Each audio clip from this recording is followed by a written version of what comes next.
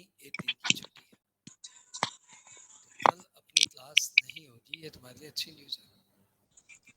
एक दिन का तुम्हें ब्रेक मिलेगा। और आज अपने स्टार्ट करने वाले हैं इनकम फ्रॉम हाउस प्रॉपर्टी।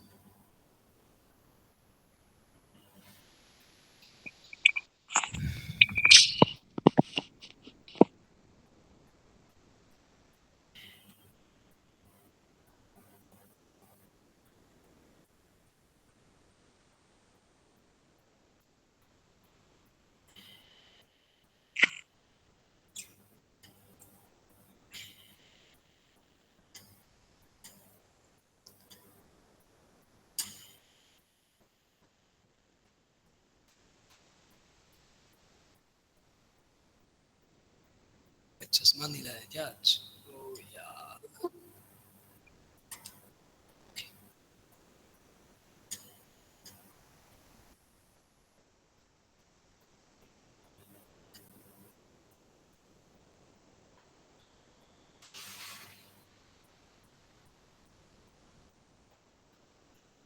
तो finally we are ready for this show. हमारे मेन लोग आ गए हैं, जैसे कि सांभवी, जैसे कि आशुतोष, जैसे कि अनिकेत, अनी, जैसे कि अंसरा, ऑल खास लोग आ गए हैं। We should not waste any time and we should start. Income from house property एक क्लास में पूरा रिवीजन ना हो तो बेहतर है। ये आज और कल में हम लोग रिवीजन कर लेंगे। और आज और कल मतलब आज और मंडे के दिन, और फिर ट्यूसडे को फिर हम लोग सैलरी स्टार्ट कर देंगे। और इच्छा मेरी ये है कि ट्यूसडे वेंसडे सैलरी फिनिश करके फिर थर्सडे से आपको एक 7 दिन का ब्रेक देना, ताकि उसमें आप जितना हो गया एचपी सैलरी सब रिवाइंड कर लो, सब पक्का कर दो। उसके बाद फिर हम लोग आएंगे 7 तारीख से या 6 तारीख से, जब भी 7 दिन एक्सपायर होगा, वहां से फिर हम लोग पीजीबीपी टॉपिक उठाएंगे। ठीक है, तो अभी 4 दिन ऑलमोस्ट कॉन्स्टेंटली क्लास होती जाएगी।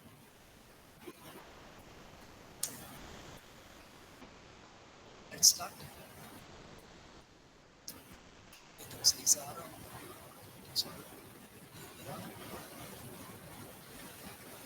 आज का टॉपिक है income from house property. Income from house property में मुझे लगता है कि सब मिला के 1.5 आवर का रिविजन होना चाहिए, या मैक्सिमम 1 आवर का रिविजन होना चाहिए। अराउंड हाफ एन आवर आज और अराउंड हाफ एन आवर या 45 minutes, 45 minutes. Income from house property 5 heads of income में मुझे लगता है सबसे कम इम्पोर्टेंट टॉपिक। मुझे लगता है कहीं ना कहीं income from other sources house property से ज़्यादा इम्पोर्टेंट है, लेकिन फिर भी इनकम फ्रॉम हाउस प्रॉपर्टी से सेपरेट सम आने की प्रोबेबिलिटी है। इसलिए भाई आईपॉस एग्जाम में ज़्यादा अफेक्ट डालेगा। हो सकता हो सेपरेट सम में ना आए, लेकिन वो हर सम के बीच में घुस घुस के अपना नया अपना अस्तित्व बना के रखता है। हाउस प्रॉपर्टी सम के बीच में नहीं घुसता, या तो हाउस प्रॉपर्टी पे सम आएगा या फिर नहीं आएगा, लेकिन सम के बीच में नहीं। Let's start. Income from house property बड़ा ही अनूठा हेड है। सेक्शन 22 से लेके 27 तक फैला हुआ है। और सेक्शन 22 डील करता है इसके बेसिक कॉन्सेप्ट्स। हमारे इनकम टैक्स का पहला सेक्शन नॉर्मली यही बताता है कि इसमें कौन सी इनकम है। तो सेक्शन 22 क्या कहता है कि annual value of a house property shall be chargeable to tax in the hands of owner, provided the property is not used for own business or promotion. So if you have a house property, then its annual value shall be taxable in the hands of owner, provided the property is not used for own business or promotion. ध्यान दीजिए, पूरे income tax के 5 heads में सिर्फ ये इकलौता head है जिसमें एक्चुअल इनकम पे टैक्स नहीं लगती, नोशनल इनकम पे टैक्स लगती एनुअल वैल्यू का मतलब ही होता है नोशनल इनकम। एनुअल वैल्यू का मतलब होता है income earning capability of the house. आप हाउस भाड़े पे दे रहे हो 3 लाख, अपने दोस्त को दे दिए 3 लाख भाड़े पे, सस्ते पे दे दिए। उसी फेयर मार्केट वैल्यू भाड़े की बनती है 6 लाख, तो इनकम टैक्स आपसे 6 लाख रुपए पे इनकम टैक्स। ऐसा बात बात ही किसी हेड में नहीं होता नॉर्मल, लेकिन हाउस प्रॉपर्टी में तो हमेशा यही होता है। एनुअल वैल्यू यानी income earning capability of house shall be taxable in the hands of. Even आपको कोई इनकम नहीं भी हो रही, आपने प्रॉपर्टी भाड़े पे लगाई नहीं, खाली रहती हुई, तब भी उसकी इनकम पे, तब भी उसकी नोशनल इनकम पे आपको इनकम टैक्स देना होगा। इसी कुछ कंडीशन है कि हाउस प्रॉपर्टी होनी चाहिए, house property must be owned by assessee, यानी assessee must be the owner. And दूसरी condition, house property must not be used for own business और प्रोफेशन। ओन बिजनेस और प्रोफेशन मतलब यदि आप अपने ही बिजनेस में हाउस प्रॉपर्टी को यूज कर रहे हो तो फिर ये income from house property head में नहीं आएगा, फिर ये पीजीबीपी में जाएगा। लेकिन यहाँ पे ग्लिच, बड़ा ही अजीबोगरीब बात है जो एग्जाम में नहीं पूछा आज तक, लेकिन लॉ की प्रेमिशन में एरर है। मैंने तो छोटा सा वीडियो बनाया था कि यदि वो बिजनेस है तब आपकी एनुअल वैल्यू टैक्स है, परंतु यदि वो बिजनेस आपका टैक्सेबल बिजनेस है तो एनुअल वैल्यू टैक्स, यानी आपके पास एक हाउस प्रॉपर्टी है, आप उसको ऑफिस बना के यूज करो, और यदि वो ऑफिस, वो बिजनेस आपका टैक्सेबल बिजनेस है तब तो इसकी एनुअल वैल्यू नॉन टैक्स, परंतु यदि वो आपका एग्जेम्प्टेड बिजनेस है तो उसकी एनुअल वैल्यू टैक्स हो जाएगी। अजीबोगरीब ग्लिच है, बड़ा ही लफड़े वाला बात है, लॉ की प्रेमिशन एरर ही लगती है, मुझे भी ये लगता है। एंड फाइनली एग्जाम में नहीं पूछा इसलिए आपको ज्यादा छाप। अब अपने बात करते भैया हाउस प्रॉपर्टी मतलब क्या होता है। तो हाउस प्रॉपर्टी मतलब land surrounded by sufficient, it may or may not have a roof. ठीक है, ध्यान दीजिएगा कि यदि आपके पास एक हाउस प्रॉपर्टी है तो उससे जो रेंट आएगा वो इनकम फ्रॉम हाउस प्रॉपर्टी का मामला है। लेकिन सपोज मेरे पास एक हाउस प्रॉपर्टी है और मैंने उसकी आउटर वॉल लेट आउट कर दी, क्या लेट आउट कर दी, आउटर वॉल, तो वो भी तो मेरी प्रॉपर्टी से ही रेंट आ रहा है भाई साहब, लेकिन वो इनकम फ्रॉम अदर सोर्सेज में टैक्स। लेकिन यदि मैं अपनी हाउस प्रॉपर्टी की छत लेट आउट कर दूं, छत, तो वो इनकम फ्रॉम हाउस प्रॉपर्टी है, यानी छत का rent income from house property, लेकिन आउटर वॉल का rent income from other sources. That's what my. आगे बढ़े, ओनर होना जरूरी है। If you are not owner then you won't be tax under this act. Owner मतलब owner includes legal owner as well as beneficial. Legal owner तो वो है जिसके नाम पे प्रॉपर्टी रजिस्टर्ड है, और बेनिफिशियल ओनर वो है जिसके नाम पे भले ही प्रॉपर्टी रजिस्टर्ड नहीं है लेकिन वो भी ओनर है। आप बोलेंगे भैया प्रॉपर्टी रजिस्टर्ड नहीं है तो ओनर कैसे हो गया। यार ये हाउस प्रॉपर्टी का मामला है ना, इमूवेबल प्रॉपर्टी की जो दुनिया है ना उसमें बहुत ग्लिच होता है, बहुत ग्लिच। आपके पास प्रॉपर्टी है, आपने पैसे देके खरीदी है, लेकिन पता नहीं कौन सी कानूनन कार्रवाई के कारण वो मामला कोर्ट में अटका हुआ है। ये मामला कोर्ट में अटका हुआ है तो आपके नाम पे प्रॉपर्टी रजिस्ट्री थी, आपने पैसे देके लिया है, पूरे 1 करोड़ रुपया देके आपने 3 रूम का फ्लैट लिया है, लेकिन फिर भी यदि उसमें कोई कानूनी दाव पेच आ गया तो आपकी रजिस्ट्री नहीं होगी, आप रहिए उसमें, कोई प्रॉब्लम नहीं है। Let the court be settle की प्रॉपर्टी बेचता है तो आराम से रहिए। तो भैया उस प्रॉपर्टी का सिंस मैंने पैसे देके प्रॉपर्टी ली है तो I will be treated as owner. तो ऐसे ओनर को हम लोग बोलते हैं beneficial. Beneficial owner is the person जिसके पास सारे राइट्स ऑफ ओनर है, बस उसकी थोड़ी टाइटल में डिफरेंट है, his title is little different. एक इनकम फ्रॉम हाउस प्रॉपर्टी में कॉन्सेप्ट है डीम्ड ओनर का, यानी कुछ एक बंदे जो ओनर नहीं है फिर भी वो income from house property head में आएंगे। इसको डीम्ड ओनर या फिक्शनल ओनर कहते हैं या एक्सेप्शंस टू ओनर कहते हैं, and this is defined in section 27। और सेक्शन 27 में 5 पॉइंट डाले हैं। पहला पॉइंट, यदि आपने अपनी प्रॉपर्टी अपनी स्पाउस को ट्रांसफर किया या माइनर चाइल्ड को ट्रांसफर किया, then you will be treated as owner. If an individual transfers his house property to his spouse or minor child without adequate consideration, then the transferor shall be treated as due. Number two, holder of impartible estate. यानी यदि कोई property ऐसी है जो अभी तक partition नहीं हुआ है, तो जो उसका ऑक्यूपायर है ही will be treated as owner.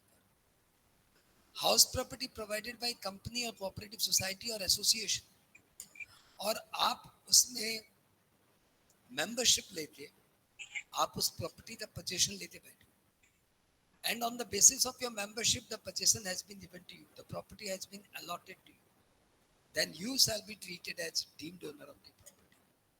If an individual got the possession of the property against part performance of contract, opposite.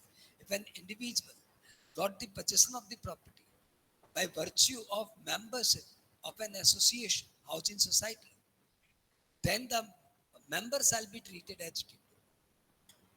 Point number D. If a person get the possession of the property against part performance of contract, then the purchaser shall be treated as deemed owner as per section 53A of transfer of property. If an individual got the possession of the house property against part performance of contract as per section 53A of transfer of property, he shall be treated as owner. बहुत ही खास point इसलिए बताने का मन है कि ये है कि आपने एक प्रॉपर्टी का सौदा कर, धन हुआ कि 2 करोड़ की प्रॉपर्टी आपको लेना है, आपने 50 लाख रुपया एडवांस दे दिया और पता नहीं कैसे आपको पोजीशन मिल गया. मतलब वेंडर जो मूर्ख है, जो आपसे 50 लाख रुपया लेके आपको पोजीशन दे दिया, लेकिन अभी तक उसने प्रॉपर्टी रजिस्ट्री नहीं की. तो माना आपके नाम पे प्रॉपर्टी की रजिस्ट्री नहीं हुई, परंतु सिंस आपने पार्टली पेमेंट कर दिया, आपको पोजीशन मिल गया है, तो you will be treated as deemed owner of the property. अब वो जो वेंडर है ना, आपको चाहते भी उस प्रॉपर्टी से हटा नहीं सकता. वो कोर्ट में जाएगा, बोलेगा देखिए मेरी प्रॉपर्टी में रह रहा है, तो कोर्ट बोलेगा ना ये तो इसी की प्रॉपर्टी है. हाँ, आपके 1.5 करोड़ इसको देना बाकी है, वो मैं इससे दिलवा देता हूँ. तो कोर्ट आपको पैसे दिलवा देगा, लेकिन कोर्ट आपसे आपको प्रॉपर्टी नहीं दिलवाएगा, बिकॉज प्रॉपर्टी का ओनर तो वो बन चुका है as per section 53A of transfer of property है. तो इस शब्द को हमेशा ध्यान रखना कि यदि आप किसी प्रॉपर्टी को ले रहे हो, यदि आप किसी प्रॉपर्टी को बेच रहे हो, तो कोई भी पेमेंट लेने के बाद पोजीशन मत देना. लिटरली पोजीशन देना ही मत. पोजीशन तब देना जब पूरा सारा पैसा वैसा आ जाए, तभी पोजीशन देना. पोजीशन पहले दे दिया तो मतलब नहीं. प्रॉपर्टी में 3 चीज बहुत इंपॉर्टेंट होती है, तुम्हारे कॉमन सेंस के बताओ. एक प्रॉपर्टी का पोजीशन, दूसरे प्रॉपर्टी की रजिस्ट्री, और तीसरा प्रॉपर्टी का म्यूटेशन. चलो ध्यान आगे बढ़े. यदि आपने किसी प्रॉपर्टी को लीज पे लिया है, 12 ईयर्स और मोर की लीज पे, तो माना कि आप तो टेनेंट हो भाई साहब, लीज पे लिया हो, लेसी हो, आप रात हो ओनर, लेकिन सिंस लीज पीरियड इतना बड़ा है, 12 साल या उससे ज्यादा का लीज पीरियड है, तो हमारा इनकम टैक्स आपको ओनर की तरह ट्रीट किया. देखो भैया, हमारे सॉल्टलेक बोल के कलकत्ता में एरिया बहुत पॉपुलर एरिया है. वहाँ पे आज से कुछ साल पहले जितनी प्रॉपर्टी थी पूरी सॉल्टलेक सोसाइटी में, मतलब सॉल्टलेक करीबन वहाँ पे कोई 1 लाख प्रॉपर्टी होगी, 1 लाख, सभी 1 लाख प्रॉपर्टी का मोटा मोटी एक ही हिसाब था. या 99 ईयर्स की लीज पे प्रॉपर्टी थी, तो सारी प्रॉपर्टी 99 ईयर्स की लीज पे थी. लॉ बोलता है यदि 12 साल या उससे ज्यादा की लीज हो गई, तो lessee shall be treated as. ध्यान रखिएगा, लीज इंक्लूड्स रिन्यूअल पीरियड. यानी यदि आपने प्रॉपर्टी इनिशियली 8 साल की लीज पे, लेकिन उसमें रिन्यूअल राइट है आपके पास एक और 8 साल, तो 8 साल का आपके पास लीज है ही, और 8 साल का आपके पास रिन्यूअल राइट है. तो भले आप रिन्यू कराओ या ना कराओ, आपको बोला जाएगा ओनर, क्योंकि आपके पास 12 साल या उससे ऊपर की लीज राइट है, भले आप रिन्यू कराओ या नहीं कराओ. Lease includes renewal of lease. तो 5 एक्सेप्शन याद होते हैं एक साथ में, एक बार मेरे साथ बोल. इन 5 केसेस, भले ही आप ओनर नहीं हो, फिर भी आप income from house property head manager. If an individual transfer his house property to his spouse or minor child without adequate consideration, holder of impartible estate, person got possession of the property against part performance of contract under section 53A of transfer of property. A person who is a member of housing society or housing company, and against membership he has been allotted a house, then he shall be treated as owner of such house. A lessee for more than 12 years. A lessee for 12 years. यदि आपकी कोई house property as stock in trade है तो मतलब आप house property का धंधा कर रहे हो, आप हाउस प्रॉपर्टी बनाते हो और बेचते हो, दैट इज योर बिजनेस। तो आपके पास जो हाउस प्रॉपर्टी है वो तो स्टॉक इन ट्रेड है। और आजकल प्रॉपर्टी मार्केट में ऐसा देखा गया है कि कुछ प्रॉपर्टीज में सपोज 200 फ्लैट की कॉलोनी बनाए, परंतु 50 फ्लैट अभी खाली है। तो वो 50 फ्लैट जो खाली पड़े हैं उसका ओनर कौन हुआ? उस कॉलोनी का जो कंस्ट्रक्टर है, प्रमोटर है, वो ओनर हुआ। तो क्या उस प्रमोटर को जो की प्रॉपर्टी खाली पड़ी है, जो कि उसका स्टॉक इन ट्रेड है, जिसको बेचना चाहता है, क्या उसको उसकी एनुअल वैल्यू पे टैक्स देना पड़ेगा? तो लॉ पहले तो बोलता था हाँ देना ही पड़ेगा भाई, हाँ देना तो पड़ेगा ही, तुम ओनर है।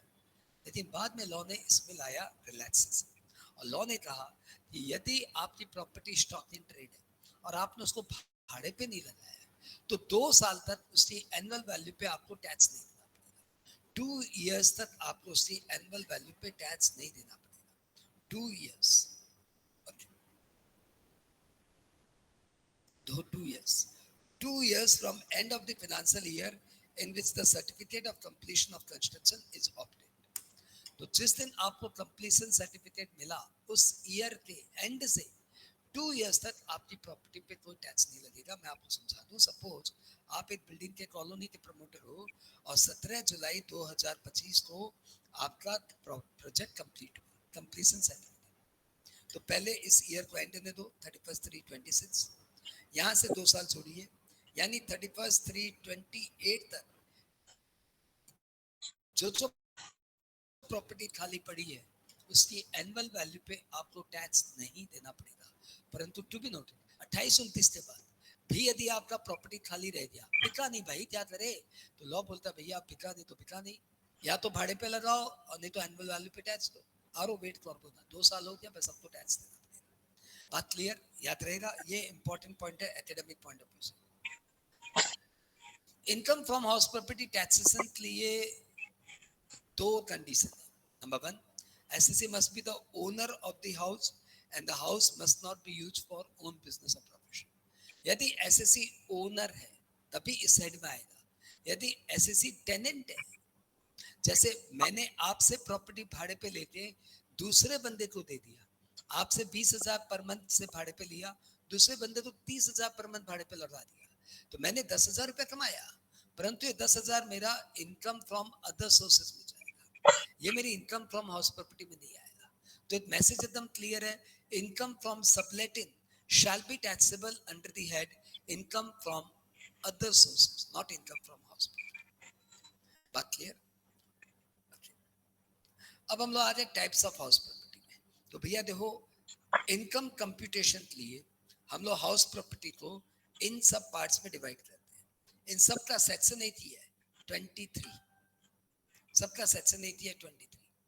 23(1) में लेट आउट है, 23(2) में सेल्फ ऑक्यूपाइड है, 23(2)(b) में अनऑक्यूपाइड है, 23(3) में partly self occupied partly let out है, 23(4) में deemed to be let out. अब हम लोग इसको एक एक करके डिस्कस करेंगे। सबसे पहले क्या डिस्कस करेंगे? Let out house property. Let out house property का भाई साहब ये फॉर्मेट है, देख लीजिए, फॉर्मेट देख लीजिए। सबसे पहले जीएबी निकालना है, उसमें से म्युनिसिपल टैक्स, वाटर टैक्स ये सब माइनस लेना है, एनएवी आएगा, फिर 24A माइनस लेना है, 24B माइनस लेना है, खत्म। अब जीएबी कैसे निकालेंगे? How to calculate GAV? तो जीएबी निकालने के लिए स्टेप 1 क्या करने का है? सबसे पहले आरईआर निकालिए। आरईआर मतलब रीजनेबल एक्सपेक्टेड रेंट, या रीजनेबल एक्सपेक्टेड रेंट। अब रीजनेबल एक्सपेक्टेड रेंट क्या होता है भैया? It is higher of gross municipal value and fair rent. ध्यान दीजिएगा, मैंने म्युनिसिपल वैल्यू नहीं बोला, मैंने बोला higher of gross municipal value and fair rent, इन दोनों में से जो हायर है। लेकिन RER cannot exceed standard rent, RER cannot exceed standard rent। आपको सब में स्टैंडर्ड रेंट दिया रहेगा, RER उससे ज्यादा नहीं हो सकता, ठीक है। पहला स्टेप क्या हुआ? पहला स्टेप हुआ कि आप निकालिए RER। दूसरा स्टेप हुआ कि आप निकालिए ARR। ARR मतलब actual rent receivable minus unrealised rent. फिर तीसरा स्टेप हुआ, इन दोनों में से जो हायर है, higher of 1 and 2 shall be treated as GAV। And चौथा एंड लास्ट स्टेप है, यदि स्टेप 1 से वैकेंसी के कारण कम है तो step 2 will be treated as GAV। If step 2 is less than 1 due to vacancy period, then step 2 will be treated as GAV। बात क्लियर क्या? इस सारी बातों को क्लियर करने के लिए एक छोटा सा सम आप मेरे साथ हैंडल करिए। आपको दिया हुआ है, आपको दिया हुआ है municipal value 40, fair rent 30, standard rent 38, actual rent receivable 40, 30, vacancy period 4 months, unrealised rent 2 lakh. आपसे पूछा जा रहा है बताइए जी, तो भैया करेंगे क्या? सबसे पहले निकालेंगे RER। RER क्या आएगा? चेक कर लीजिए, 38। आई होप सबका आ गया। फिर निकालिए ARR माइनस UR, निकालिए कितना आया? तो 30 माइनस 2 28। अब ये चेक करिए कि क्या स्टेप 2 स्टेप 1 से वैकेंसी के कारण कम है क्या? अरे पता करिए ना, क्या स्टेप 2 स्टेप 1 से वैकेंसी के कारण कम है? तो भैया जी देखो, वैकेंसी पीरियड 4 महीना, मतलब 8 महीना में रेंट आया 30 लाख, तो 12 महीने में रेंट कितना आता? 8 महीने में रेंट आया 30 लाख, तो 12 महीने में रेंट आता 40 लाख। ठीक है, तो यहाँ पे क्या हो जाता? यहाँ पे हो जाता 40 minus 2, ARR minus unrealised rent, कितना हो जाता? 38। तो क्या स्टेप 2 स्टेप 1 से वैकेंसी के कारण कम है? यस, है ना। वैकेंसी नहीं होती तो दोनों बराबर होते। तो जब भी दोनों बराबर भी हो जाए तो आपको क्या करना है? GAV क्या लेना है? Step 2, GAV shall be 28। सबको क्लियर है तो बता दीजिए। हाँ, क्या बोल रहा है? 8 महीने का 30 तो 12 महीने का, माय बैड, पाप हो गया, sorry, thank you.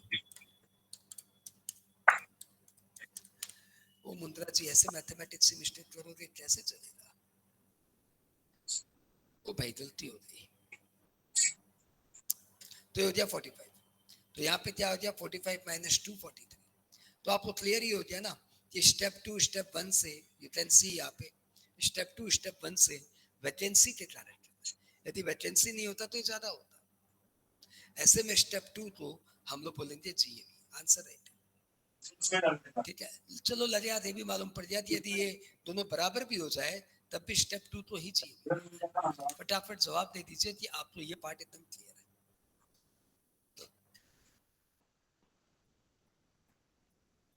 Okay okay okay okay okay. अभी मैं दूसरा देख लेता हूँ कि दूसरा कितना क्लियर है। यदि क्लियर है तो फटाफट आंसर आप लोग को देना। हाँ, म्युनिसिपल वैल्यू है, पेन पेपर निकाल लो, कैलकुलेटर निकाल लो, आंसर आंसर तुम्हें ही देना है, मुझे नहीं देना। म्युनिसिपल वैल्यू है, ओहो, म्युनिसिपल वैल्यू है 60, फेयर रेंट है 40, स्टैंडर्ड रेंट है 56, एक्चुअल रेंट रिसीवेबल है 40 और वैकेंसी पीरियड है 2 months, अनरिलाइज रेंट है 3 लाख। आपसे पूछा जा रहा है GAV बताओ। आंसर दे दीजिए फटाफट।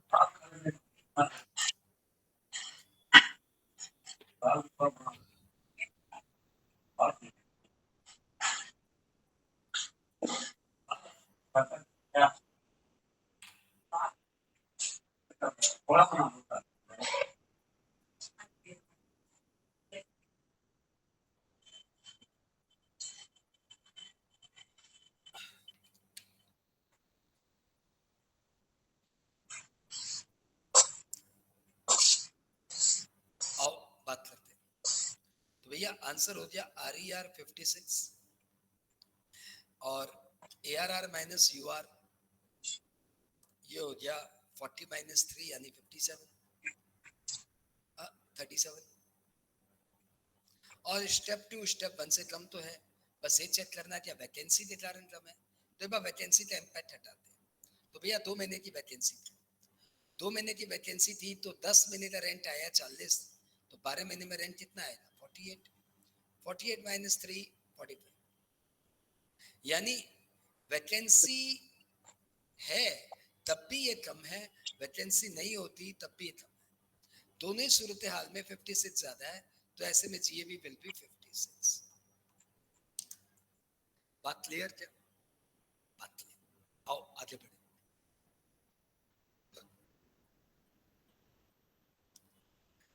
अब इसमें कुछ एक टर्म्स है जो आपको समझना है, खास करके जो टर्म्स बहुत वाइटल है वो समझिए। उसका नाम है gross municipal value. Gross municipal value क्या है कि देखिए भैया, यदि कोई दूसरा शहर होता ना तब तो gross municipal value net municipal value एक ही है, लेकिन मेट्रोपॉलिटन 4 सिटी में ये ग्रॉस म्युनिसिपल वैल्यू और नेट म्युनिसिपल वैल्यू का लफड़ा है।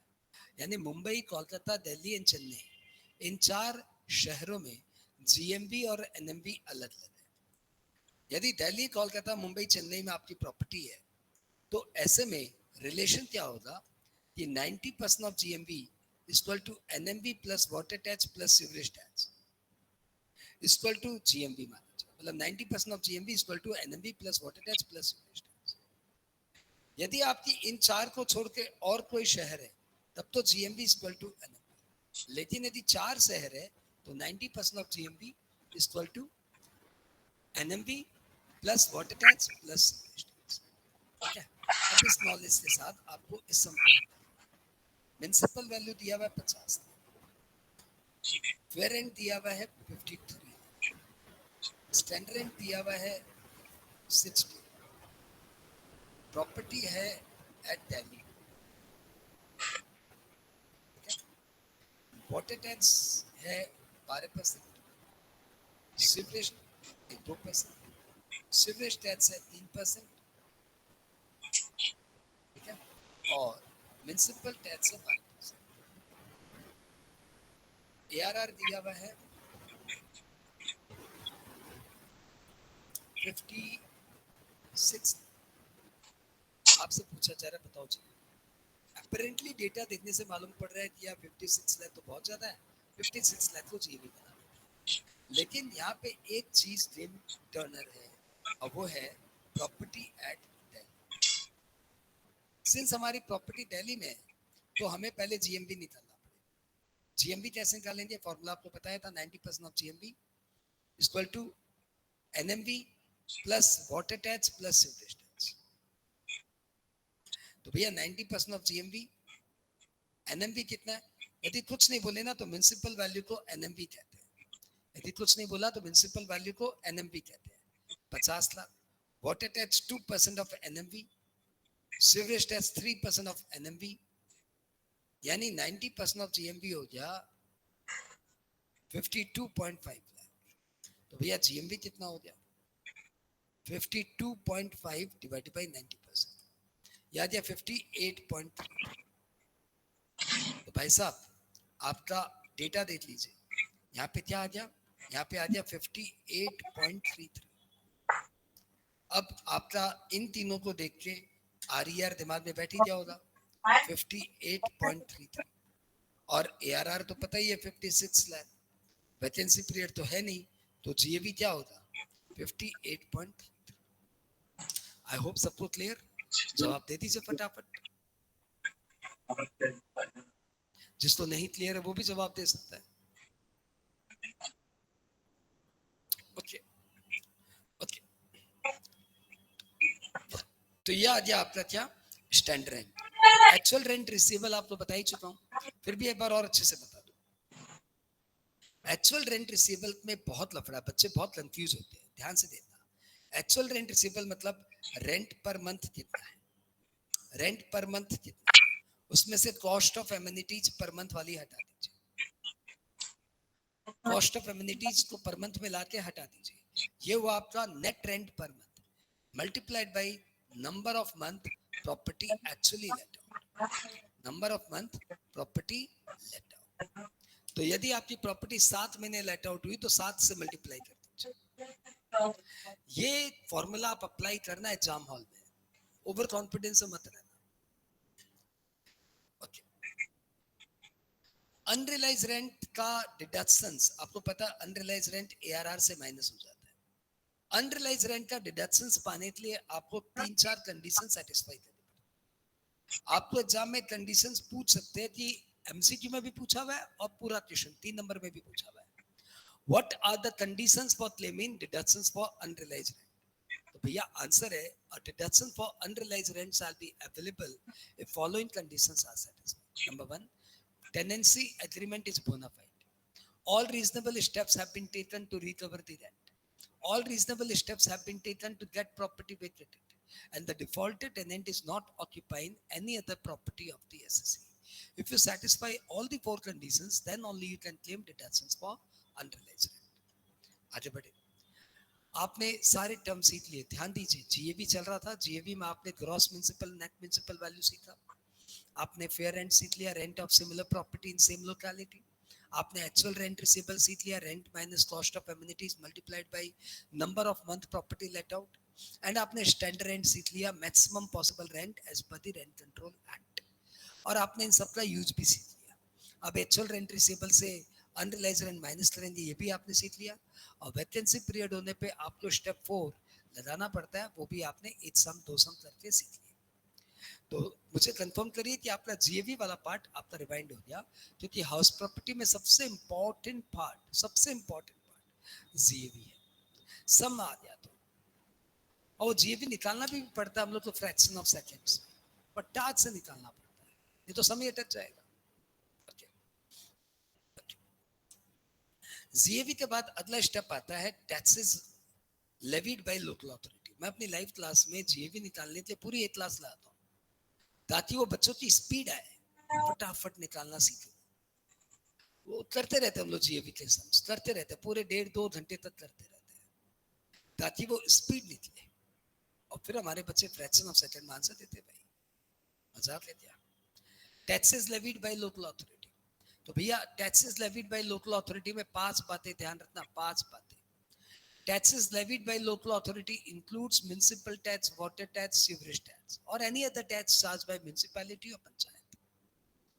Number 2, it includes, it is calculated as a percentage of net municipal value. ये net municipal value पे लगता है, gross municipal value पे नहीं लगता। यदि आपको municipal tax दिया हुआ है 12%, तो 12% of net municipal value.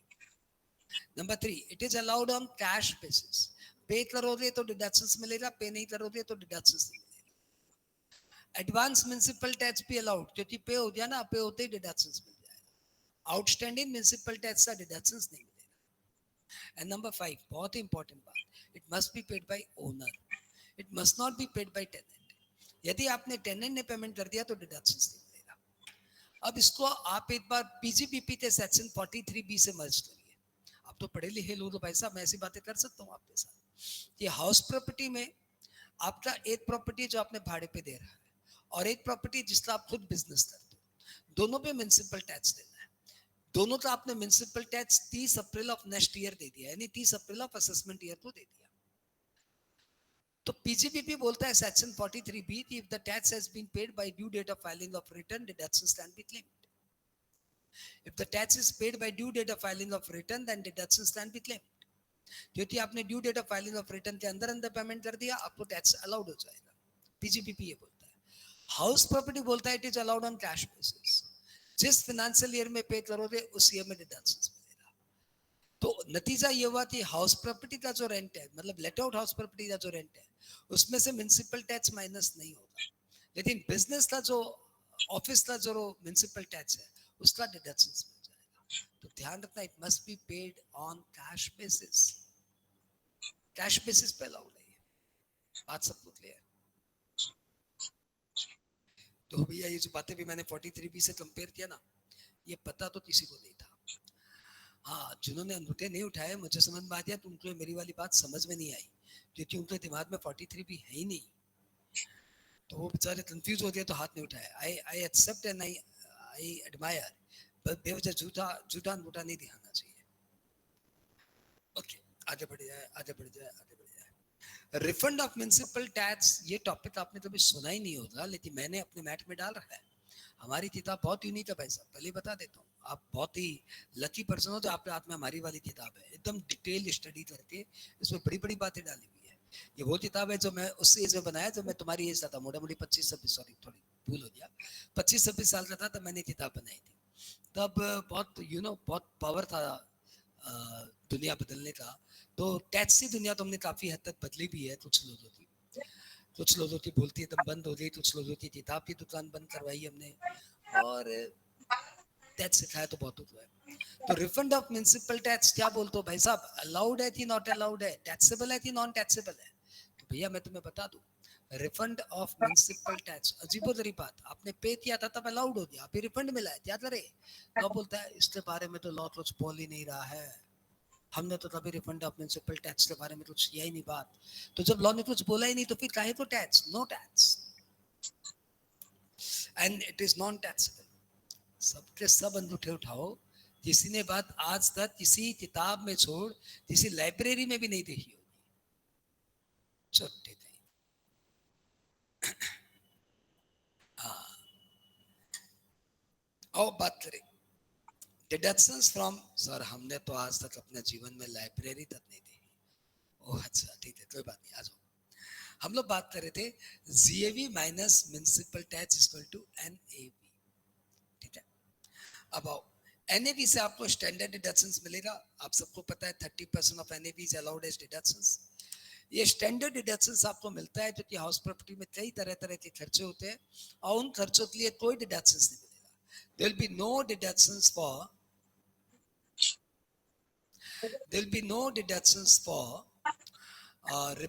Repair, insurance premium, ground rent, इन सब के लिए कोई डिडक्शंस नहीं मिलेगा। आपको बस एक स्टैंडर्ड डिडक्शंस मिलेगा 30%। आपका एक्चुअल खर्चा ज्यादा हो कम हो नहीं हो कोई फर्क नहीं पड़ता, 30% ऑफ एनएवी।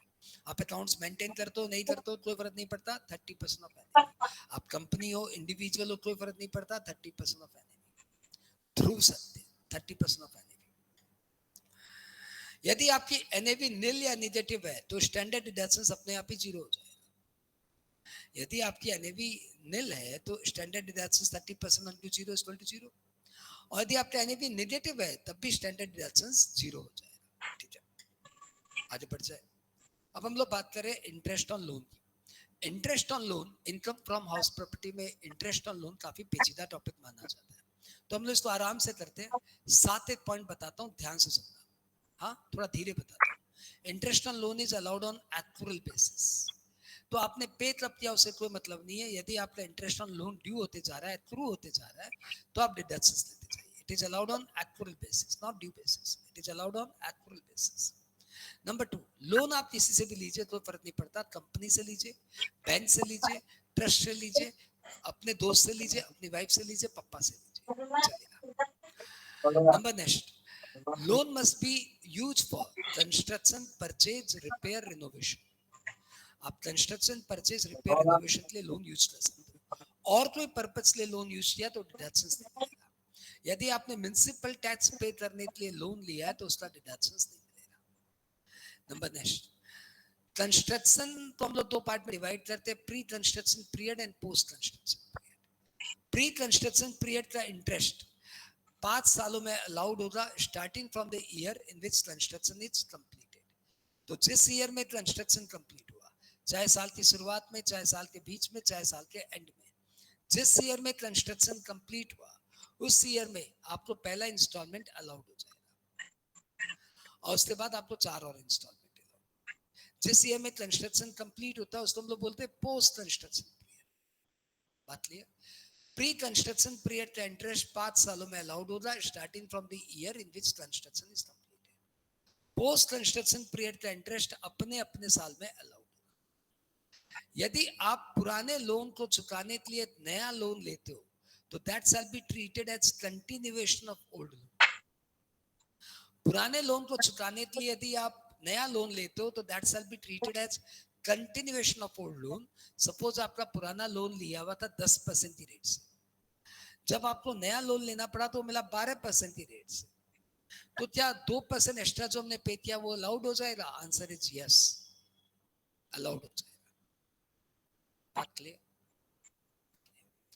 कुछ मुद्दे ऐसे जिसका आंसर्स अभी तक लॉ ने कभी क्लैरिफाई नहीं किया, जैसे एक कॉन्सेप्ट है पीनल इंटरेस्ट। यदि आप हाउस प्रॉपर्टी की ईएमआई समय पे नहीं देते हो तो बैंक आपसे पेनल्टी इंटरेस्ट ले लेता है। तो what about that penal interest? Library ढूंढते रहो, नहीं मिलेगी। इनकम टैक्स के सारे किताबें पलटो, आपको नहीं मिलेगी, क्योंकि ये सब कॉन्सेप्ट नहीं है। अच्छी बात है कि एग्जाम्स में भी नहीं है, लेकिन एसएससी जैसे पूछेगा, क्योंकि ईएमआई का डिफॉल्ट होना बहुत नॉर्मल सी बात है, और ऐसे में पिनल इंटरेस्ट लगना बहुत नॉर्मल सी बात है। तो पेनल्टी इंटरेस्ट अलाउड होगा कि नहीं होगा, ये आपसे क्लाइंट पूछेगा। फिर किताबें ढूंढना, गूगल ढूंढना, जो ढूंढना ढूंढना, मिलना नहीं है। और मैं भी नहीं बताऊंगा, क्योंकि तुम लोग मेरे को कमेंट बॉक्स में जवाब ना देते हो। तो तुम मुझे कमेंट बॉक्स में जब जवाब दोगे, यानी अपने व्हाट्सएप ग्रुप में जवाब दोगे, तो मैं तुम्हें इसका आंसर नेक्स्ट क्लास यानी कल सैलरी की क्लास में, हाउस प्रॉपर्टी की सेकंड नंबर क्लास में इसका आंसर दूंगा। तब तक ढोल बजाइए, सब लोगों से पूछिए, जितने जान पहचान के सीए है, दोस्त है, अंकल है, आंटी है, आपका ऑफिस बॉस है, पड़ोसी है, सबसे पूछिए पिनल इंटरेस्ट का क्या होगा। ठीक है? और जिसके भरोसे अपने आगे की दुनिया टान रहे हो ना, चैट जीपीटी और कौन है तो, और कौन है गूगल बाबा, दोनों से पूछिए, कुछ आप नहीं है। चलो आगे बढ़िए, आगे बढ़िए, आगे बढ़िए। अच्छा अच्छा, डायरेक्ट मैसेज कर देना। ओके, आगे बढ़ते हैं।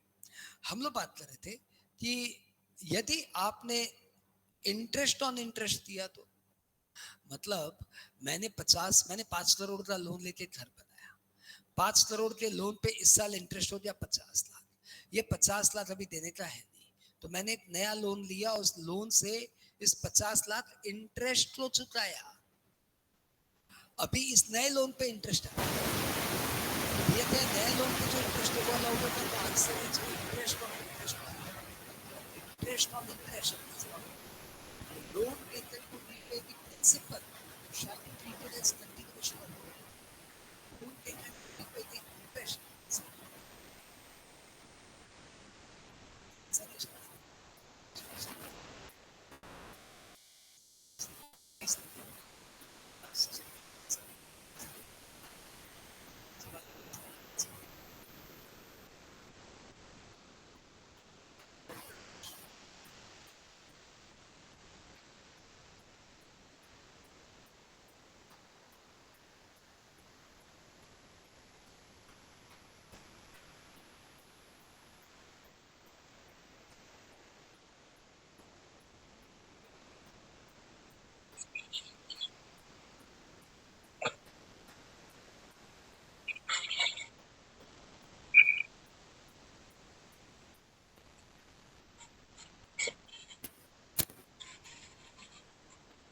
मेरे सिस्टम में कोई चेंज नहीं आया है।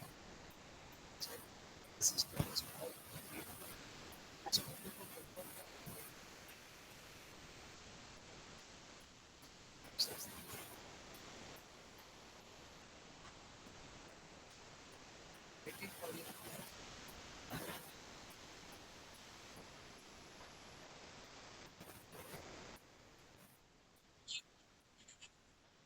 ध्यान भाई, दीदी से उसी माइक से तो बोल रहा हूँ, माइक क्लोज लाइए, अल्लाह अल्लाह ध्यान है।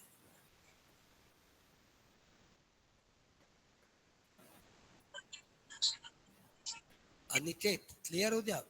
नाइस, ठीक है, ठीक है, ओके। हाँ अभिनंदन भाई, बंगाल में रहना है तो तुम्हारी बात तो सुननी पड़ेगी। Okay,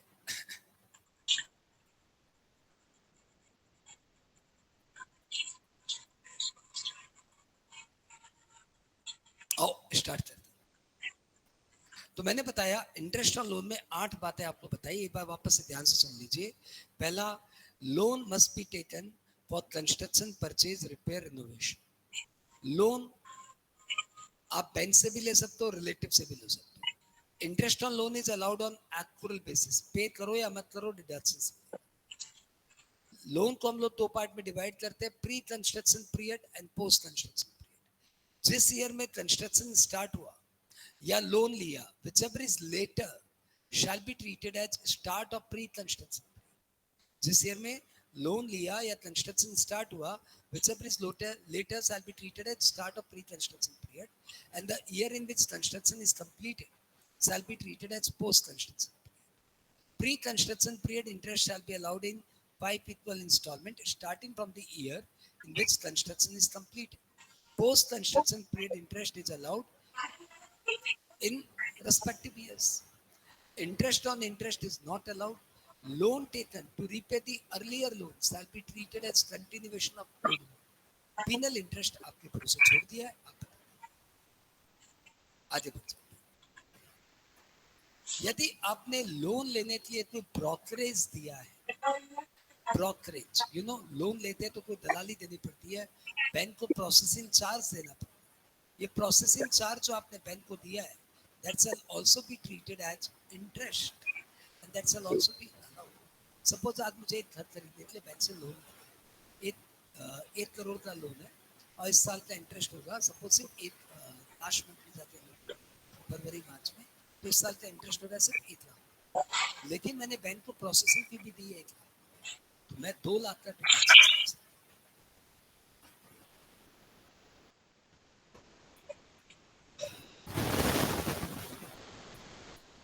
let out house property के बाद हम लोग आते हैं self occupied house property. Self occupied ये सारे लेट आउट हाउस प्रॉपर्टी सब।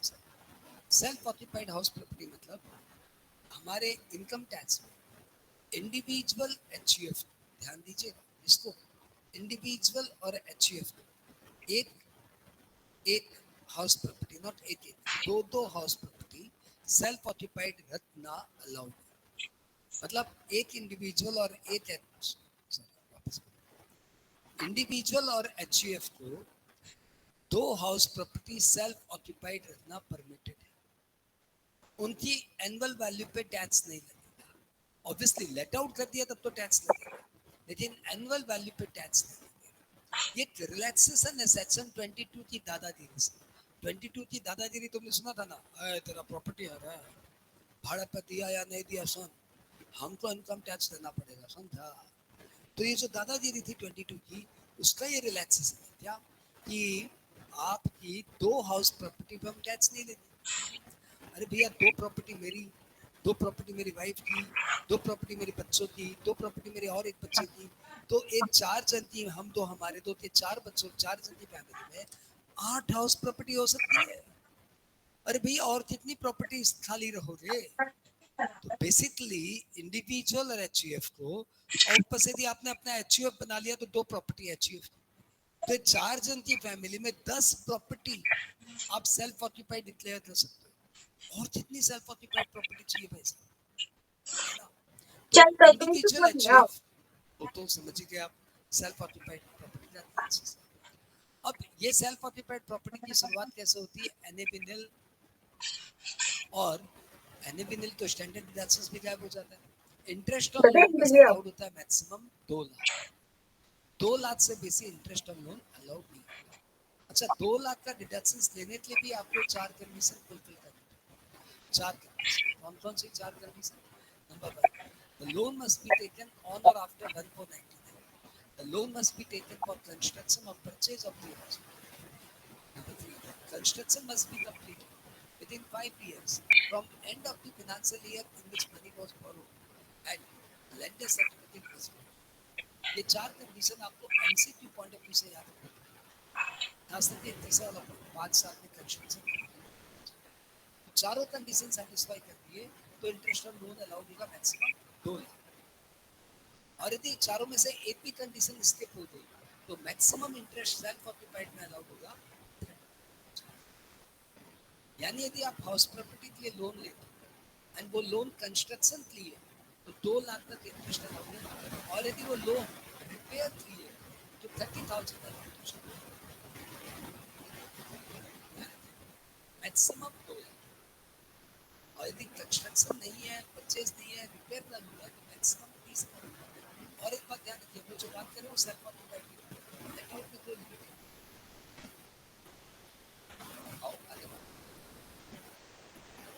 यदि एक एसएससी के पास एक से ज्यादा हाउस प्रॉपर्टी, 2 हाउस प्रॉपर्टी तो 2 लाख दोनों के लिए नहीं, दोनों मिला के दो, दोनों हाउस प्रॉपर्टी मिला के दो। तो सपोज सर मेरे पास 2 सेल्फ ऑक्यूपाइड प्रॉपर्टी है, मेरी वाइफ के पास 2 सेल्फ ऑक्यूपाइड प्रॉपर्टी, तो क्या होगा, तो मुझे भी 2 लाख का इंटरेस्ट अलाउड होगा, वाइफ को भी 2 लाख का इंटरेस्ट यदि आपके पास 2 से ज्यादा सेल्फ ऑक्यूपाइड प्रॉपर्टी, सपोज आपने अपने नाम पे मैंने अपने नाम पे 3 सेल्फ ऑक्यूपाइड, तो लॉ बोलेगा कोई 2 प्रॉपर्टी मानी जाएगी और एक प्रॉपर्टी मानी जाएगी और due to be let out का ट्रीटमेंट होगा same as let out. Self occupied के बाद अपने नेक्स्ट ऑक्यूपाइड, अब आ जाते हैं अनऑक्यूपाइड। यदि एक एसएससी अपनी एक प्रॉपर्टी नहीं रहे बिकॉज ऑफ एम्प्लॉयमेंट रीजन, ये एम्प्लॉयमेंट रीजन लॉ है ना अगले साल से तो लास्ट ईयर हो जिसमें अनऑक्यूपाइड हो चाहिए। When SSC has a house meant for self-occupation but could not be so occupied because of employment reason and SSC resides in others house, तो जो खाली पड़ा हाउस है ना उसको बोलेंगे अनऑक्यूपाइड हाउस और इसका ट्रीटमेंट होगा same as Sir, can't hear. तो पहले ये जो था सेल्फ ऑक्यूपाइड और अनऑक्यूपाइड का अलग अलग ट्रीटमेंट होता था। Is it so? साउंड ठीक आ रहा है?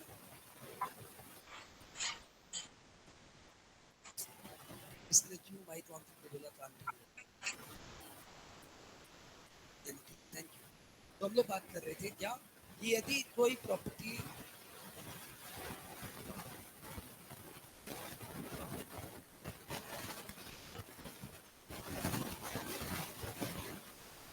से पूछ रहा हूँ भाई, साउंड वाउंड सब क्लियर है क्या भाई? ये इंटरनेट की प्रॉब्लम हो सकती है, माइक की कोई प्रॉब्लम नहीं है। आप लोग ईयरफोन यूज कर रहे हो? जो बोल रहे साउंड कांट हियर,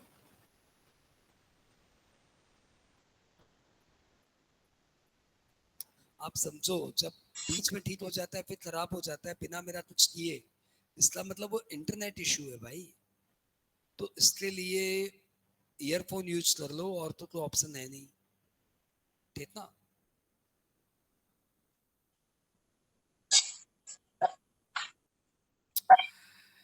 ठीक है, आज से क्लास में यहीं पे ओवर करते हैं क्योंकि मैं 9 बजे से नेक्स्ट क्लास है। तो आज ऐसे भी बहुत इश्यूज है माइक का, साउंड का, और एकदम 9 बज भी चुकी है, नेक्स्ट वाले वेट कर रहे हैं। Any how self occupied unoccupied में अपने है अभी। नेक्स्ट क्लास जब आऊंगा तो अनऑक्यूपाइड से क्लास स्टार्ट करूंगा।